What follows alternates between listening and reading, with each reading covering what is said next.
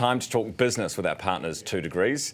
The glimmer of a recovery for retailers has popped up in the latest Business Outlook survey from ANZ. Here with details, Garth Bray, Business Desk. Garth, good morning. Good morning, Ryan. So just a little glimmer of some bright sparks. Looking at backwards, are we here? Yeah, and look, I'll be brutally honest, in this ANZ Outlook survey, which, as you say, really sort of surveys how people think they really did in the last little while, it's probably the only good news. I mean, retail was the only sector that showed really any improvement of the sectors that they measure.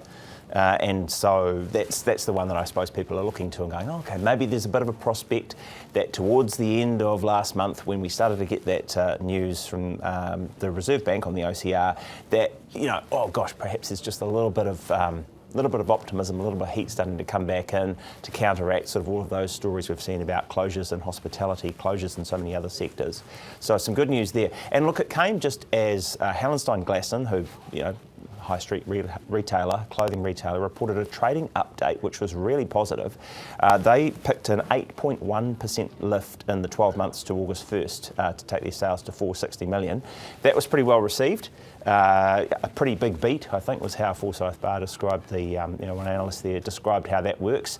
When you look under the hood at that, that's probably, they're doing a little bit better than some of those other retailers we've spoken about before, about protecting margins perhaps and maintaining share.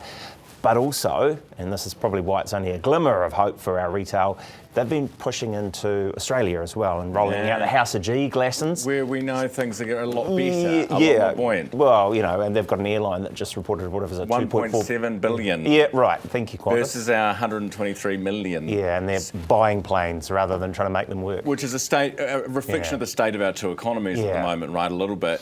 And the general mood of this ANZ survey is actually, even after that OCR announcement, is pretty flat. It was flat, yeah, and I think they're just saying it's insignificant signs that there's some growth there, but you know, we'll take the best that we can from it. You got an update on Pāmu. This is formerly Landcorp government farm. Yeah, and look, actually pretty much our biggest farming operation in the country, 112 farming units, 356,000 hectares, and they have produced a pretty pleasing result, $15 million dividend they're going to deliver to us via the government, and they are targeting a $100 million operating profit by 2030. That would be double the 49 million that they've posted, but they're pretty confident that they can get there. Some of the results they've had are on the back of strong lifts in valuations and so on for their herds and so on, and land.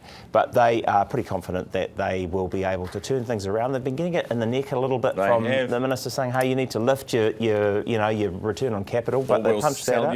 Why do we own you, that stuff? Yeah, but their return on equity was 7.3% for the year compared to a negative result in the previous year. Okay. So they're turning it around. Now, we have done a lot of deals with the Arab states, free trade deals, trying to get our goods into market. And you've got news of quite an ambitious wee company called Me Today. Me Today, I know. You tomorrow. Yeah, Dubai tomorrow, actually, as it turns out, or UAE. They make a range of sort of Manuka-based products, mostly for chemist stores and places like that. So they are looking at exporting some of those. They're talking to a pharmacy chain over in the UAE now. And obviously we've got that trade deal now that basically means duty-free access for New Zealand products, about 98.5% of them, I think, rising to 99% over the next year or so. And so they're saying, look, it's a $500 billion market. The country, or the Emirates, import 90% of the food that they eat, and that probably includes some other kind of perishables like that. So, I mean, that's off the back of they declared a $6 million loss, small cap company, and they're looking at raising about 2.6 million in October to try and make this. Plenty more of that in the Business Desk small cap wrap today, which sort of rounds up a whole bunch of other, of the penny stocks and small stocks, including Tate's moves to take over Vital. So have a look at that. Look forward to that. Garth, thank you very much. That's Garth Bray, Business Desk, and we talk business every day thanks to our partners 2 Degrees.